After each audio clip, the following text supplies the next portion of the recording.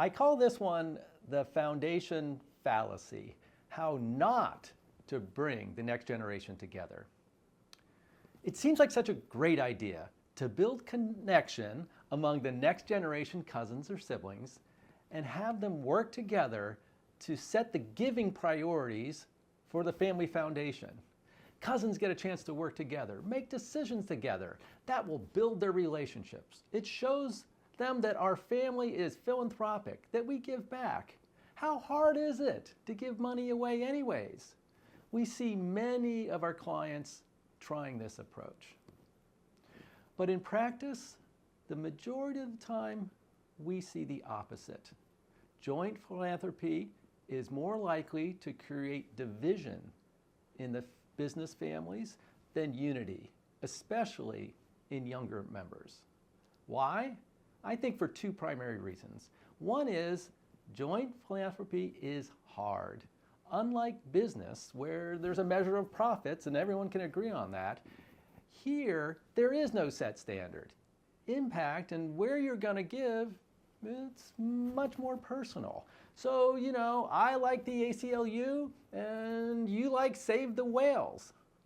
Is one better than the other? It's super personal and really hard to convince others that your views are better.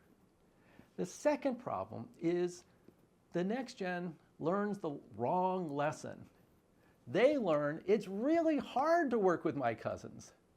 I submit that joint giving is actually harder than anything else done in a family enterprise. It's harder than running a business. It's harder than being on a board. It's even harder than making great ownership decisions together.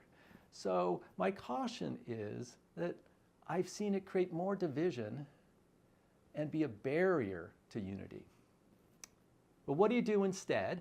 Well, if you're working on next generation and trying to bring them together, bring them together.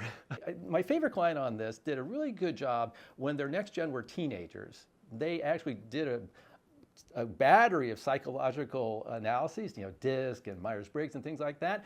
And the next generation talked about them, so they got to know each other as kind of more fuller people and had a language to communicate with them. And they did a lot of group team building exercises together. This investment that they made in this next gen as teenagers has paid off now, like 20 years later. Now, we have seen one way to do philanthropy well for the next generation, and it reminds me a lot of how we did group activities in business school. So they would give us a joint case. We want you to work on this as a team, and say it was 5 papers across a semester for 5 people. What we did in business school is we said, okay, you take paper 1, you take paper 2, 3, 4, and 5. So we all did it individually, kind of not doing the team thing, but individually.